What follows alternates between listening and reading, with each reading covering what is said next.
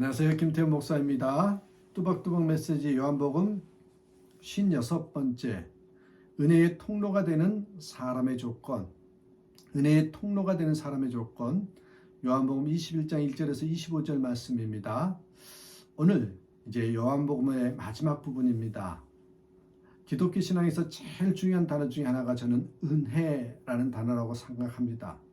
근데 은혜라는 단어는 흐른다, 누린다, 받는다, 이런 동사와 함께 연관되어 있죠. 은혜가 흐른다, 은혜를 누린다, 은혜를 받는다. 무슨 뜻일까요? 통로가 있다는 거예요. 은혜에는 통로가 있다는 거예요. 하나님의 사람은 은혜 없이 살아갈 수 없는 존재인데 그걸 모르고 살아가는 사람이 너무 많아요. 여러분, 젊었을 때 내가 능력이 있어 되는 줄 알았는데 이제 점점 나이가 들어가니까 전적으로 하나님의 은혜였다는 것이 깨달아집니다. 그래서요, 다 때가 있다, 그런 말을 하나 봐요. 여러분, 하나님의 은혜를 누리지 못했다는 분이 계시다면 분명한 이유가 있을 거예요. 요한복음 마지막 장 21장에는 하나님의 은혜를 누리고 은혜의 통로가 되는 사람의 조건이 너무나 명확하게 기록되어 있습니다. 오늘 말씀을 통해서 내 자신을 한번 점검해보는 시간이 되셨으면 좋겠어요. 나는 정말 은혜를 누리고 있는지, 은혜의 통로로 쓰임받고 있는지, 정말 내게 있어서 은혜가 흘러오는 데 막힘이 없는지. 자, 어떤 사람에게 은혜가 와요? 은혜는 전적으로 주님을 의지하는 자를 통해서 흐른다는 것입니다. 아시다시피 베드로는 예수님을 3번이나 부인했어요. 부활하신 예수님을 만나고도 고기 잡는 업으로 돌아갔습니다. 스스로 자격이 없다고 생각한 것입니다. 그러나 업으로 돌아가서도 밤새 고기 한 마리를 잡지 못했습니다. 그 베드로에게 예수님께서 찾아오셔서 여러분, 교회와 성도들을 맡기시죠. 예수님께서 이 엄청난 사명을 실패자였던 베드로에게 맡기신 이유가 무엇입니까? 왜 실패자였던 베드로에게 사역을 맡기셨을까요? 여러분, 그 정답은요, 베드로에게 맡기신 이유는요, 바로 베드로가 실패자였기 때문이라는 거예요. 실패자였기 때문에. 아니, 목사님, 그게 무슨 말이에요? 여러분, 이 말에 오해가 없어야 돼요. 주님께서 사랑이 많으셔서 실패자도 쓰신 것이 아닙니다. 실패자만 쓰십니다. 가만히 보십시오. 실패자만 쓰십니다. 왜요? 그런 사람만이 전적으로 주님만 의지할 것이기 때문이죠. 그러니까 한마디로 말하면 여러분, 실패자만 쓰시는 이유는요, 그런 자가 전적으로 주님을 의지하기 때문에, 다시 말하면 주님을 전적으로 의지하는 자에게 은혜가 흐른다. 은혜의 통로가 된다. 그런 뜻이겠죠. 베드로는 얼마 전만 해도요, 뭐라 그랬어요? 모든 사람이 다 주를 버릴지라도 나는 죽을지언정 주를 떠나지 않을 것이라고 혼장담했던 사람이었습니다. 그래서 그때는 쓰실 수가 없었던 것입니다. 주님 입장에서는. 그러나 이제 베드로는 자신이 실패자임을 부인할 수가 없었습니다. 그래서 주님의 택함을 받은 것입니다. 이제는 전적으로 주님만 의지하는 자가 되었기 때문이죠. 이번 주 수요일에 창원 동지방연합회 집회를 갔어요. 태극기 집회를 보는 듯한 느낌으로 전혀 은혜가 되지 않았습니다. 이 지역 집회는 이런가 보다 하는 생각이 들었습니다. 그래도 주최자인 당사자에게 어필은 했지만 너무 적응되지 않아서 제 자신을 돌아보는 시간이 되었습니다.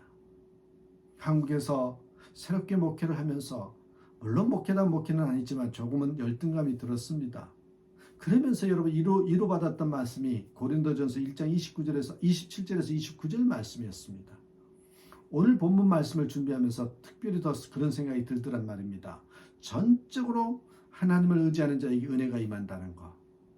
여러분, 고린도전서 1장 27절 29절 말씀 한번 들어보십시오.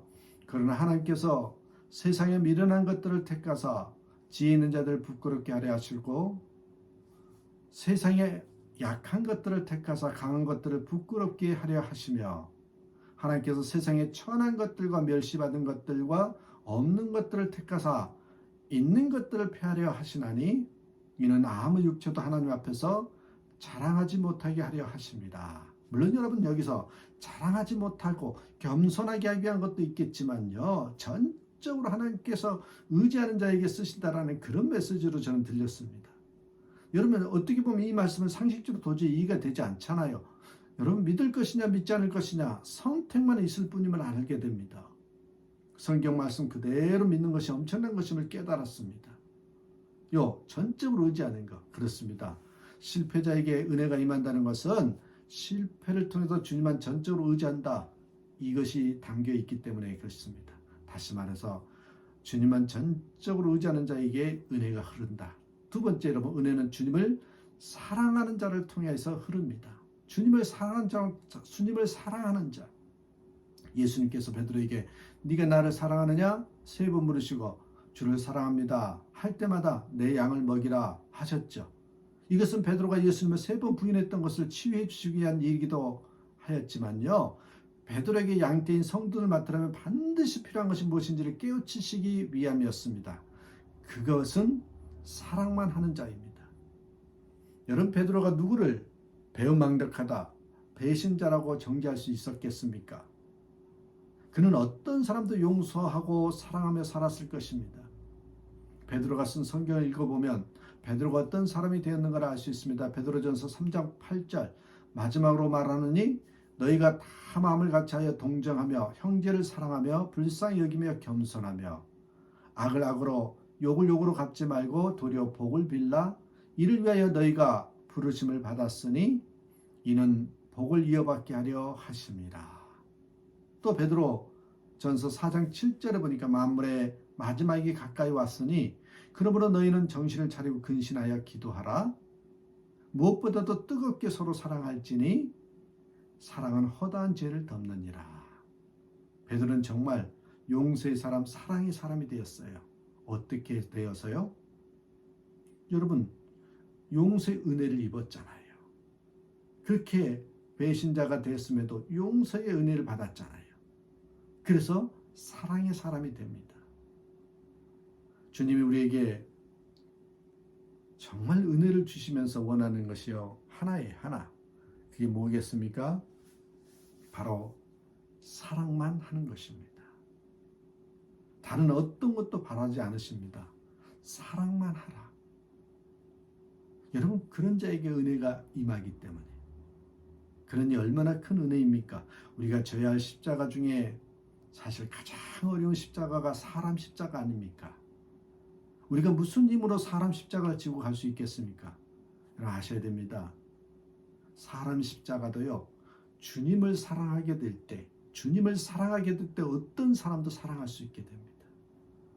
우리도 여러분 예수님을 믿습니다 해서 예수님 사랑합니다 라고 고백할 수 있어야 합니다. 그러나 많은 그리스도인들이 예수님을 속죄주로 믿지만 주님을 사랑한다고 고백하지 못합니다.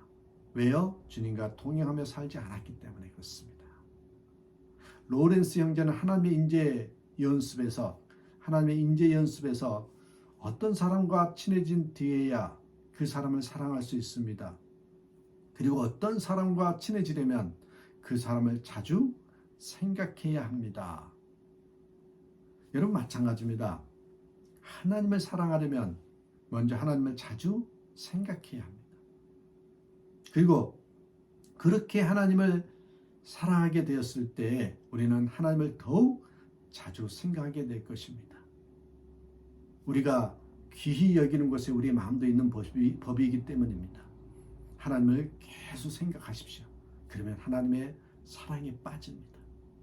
세 번째로 어떤 사람에게 하나님의 은혜가 임합니까? 내 마음대로가 아닌 주님 뜻대로 살려고 할 때 그때 내가 내려놓았을 때 은혜가 임한다는 것입니다. 저는요 제 마음대로 살 수 있는 것이 행복인 줄 알았습니다. 제 계획대로 이루어지는 것이 형통인 줄 알았습니다. 그래서 사람들에 대해서도 환경에 대해서도 짜증내고 화내고 조급하게 살았던 제 모습을 발견합니다. 왜요? 내 마음대로 안 되기 때문에. 사실 요한도 자기 마음대로 살지 못한 사람입니다. 예수님께서 요한에게 어머니 마리아를 맡기신 것입니다.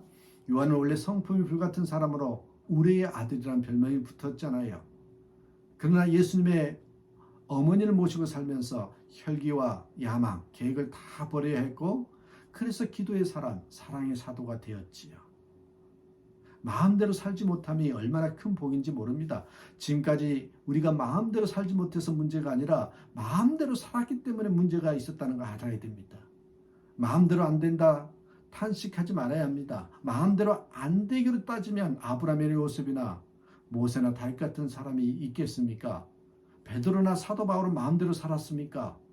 예수님께서도요, 나의 원대로 마옵시고 아버지의 원대로 하옵소서 기도하지 않았습니까? 은혜가 느껴지지도 흐르지도 못하는 이유는 우리에게 좋고 싫은 것이 너무 많고 마음에 드는 사람, 마음에 안 드는 사람이 너무 분명하기 때문입니다. 누가 남이 끌고 다니는 삶을 살고 싶겠습니까? 그러나 그것이 주님을 따라 사는 삶의 방식을 깨달아야 됩니다. 좋은 사람을 만나게 해달라고 구하지 않고 주님이 보내주신 사람이 제일 좋은 사람이다, 이렇게 생각하면 얼마나 좋겠어요. 진작 내게 주어진 모든 환경이 주님이 내게 주신 것이다 생각하고 오직 주님이 기뻐하실 일이 무엇인가를 생각했으면 여러분 얼마나 좋았을까요? 마음대로 살려니 힘들지 마음대로 살지 않는 것은 얼마나 쉬운 일입니까? 그래서 은혜인 것입니다. 은혜가 강처럼 흐르지 못한다면 요 세 가지를 점검해 보십시오. 자신이 정말 실패자임을 인정하고 매사에 주님만 의지하고 사십니까? 예수님을 믿는 것만이 아니라 예수님을 사랑하게 되었습니까? 이제는 정말 내 마음대로가 아닌 주님의 뜻대로 살겠다고 하고 결단해 보셨습니까? 오직 이것만 붙드시면 여러분 성령님의 통로가 되는 그런 삶을 살 수 있다는 걸 잊지 마시고 이러한 삶을 살아가는 저와 여러분 되시길 주님의 이름으로 축복합니다. 감사합니다.